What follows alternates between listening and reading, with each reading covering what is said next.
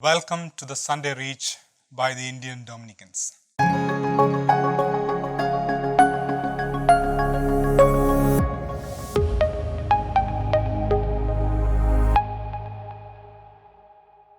Dear brothers and sisters, we are on the 27th Sunday of the Ordinary Time, and the Gospel of the day invites us to reflect on the parable of the wicked tenants. Jesus used such parables to teach us about the Father's love and care for us and our response to the same.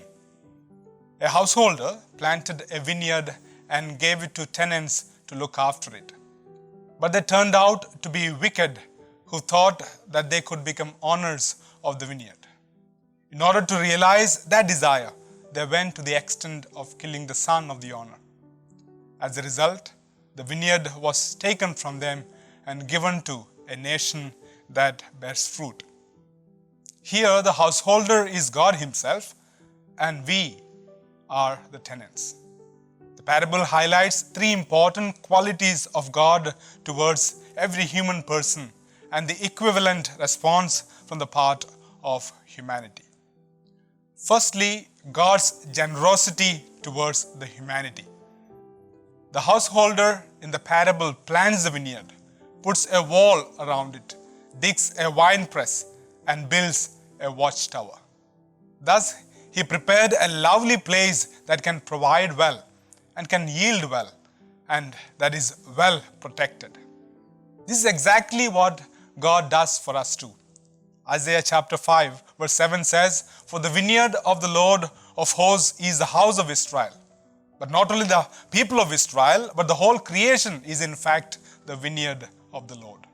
Everything comes from Him, and He protects, sustains, and provides for His creation. Jesus Himself, expressing this Heavenly Father's care for us, says in Matthew chapter 6 verse 26, "Look at the birds of the air. They neither sow nor reap nor gather into barns, and yet your Heavenly Father feeds them. Are you not of more value than they?" God's generosity is in this, that He cares for His creation. A response that is equivalent to this generosity of God is gratitude. We teach children as they grow up that saying thank you to someone who gives you something is good manners. This is what we are also called to do. We have received much from God, and we therefore need to take a moment constantly in our life to thank Him. Such grateful acts help us to be optimistic in life because we are concentrating much on what we have received than what we have not received. This is what was lacking in the wicked tenants. Instead of seeing this generosity of the householder in giving them a beautiful place to live, they started desiring for more than what was their right. An ungrateful heart is always pessimistic, finding fault with everything and never happy with what he or she has or is given. Second, God's trust in humanity. Householder, after preparing the vineyard well, gives it out for a group of tenants.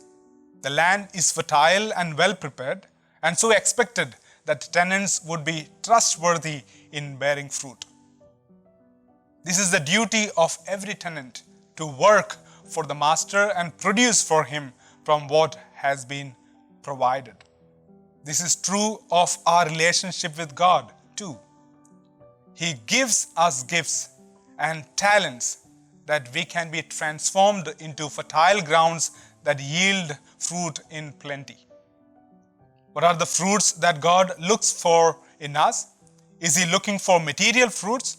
In the first reading from Prophet Isaiah chapter 5 verse 7, we see that in the house of Israel and in the house of Judah, which are the vineyards of the Lord, He expected justice, but saw bloodshed, and righteousness, but heard a cry. Therefore, the fruits that He wants us to bear are spiritual ones. And in the second reading from St. Paul's letter to Philippians, he says, "Whatever is true, whatever is honorable, whatever is just, whatever is pure, whatever is pleasing, whatever is commendable, if there is any excellence and if there is anything worthy of praise, think about these things. Keep on doing the things that you have learned and received and heard and seen in me, and God of peace will be with you. These are the fruits, in fact, that we ought to bear. And an equivalent response that is expected of the Master's trust in us is responsibility. We have a responsibility because we have been given much. The tenants were given more than what they deserved because the householder trusted in their ability to produce fruits for him. God gives us too more than what we deserve. Again, trusting in our ability to bear spiritual fruits in our families, in our communities, in our societies, and in the kingdom of God at large. A responsible person tries to improve on these gifts given to him or her and never gets tired of doing what is right. This too was lacking in the tenants. They took the trust and gifts of God for granted. As a result, they became irresponsible and barren. They bore no good fruit. Rather, they were full of bad and poisonous fruits. Thirdly, God's patience with the humanity. The householder was patient with the tenants even up to the last moment. They treated his servants who came to ask for the fruits very badly. One they beat, killed another, and stoned another. They showed no mercy to any one of them, even to the son of the householder. This is the case regarding God too. When we are not bearing fruit that we need to, He waits patiently.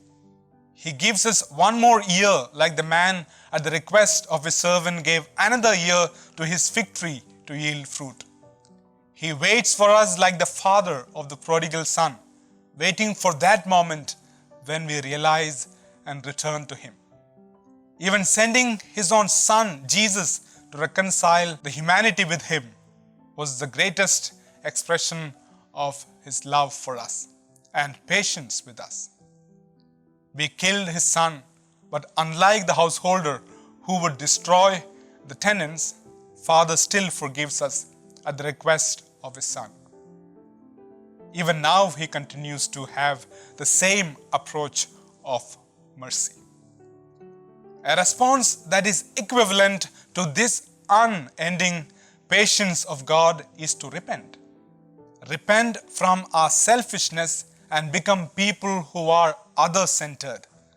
Repent from our worldly attachments and turn to God, the true love. Repent from our fruitlessness and bear fruit in abundance. The tenants in the parable were unrepentant people. They experienced the mercy of the householder, but still they continued on their wicked ways, and they had a bitter end. Let us ask the grace of the Lord that we may become a repentant nation which is grateful for all the blessings and produces fruits according to the will of the householder God. Amen.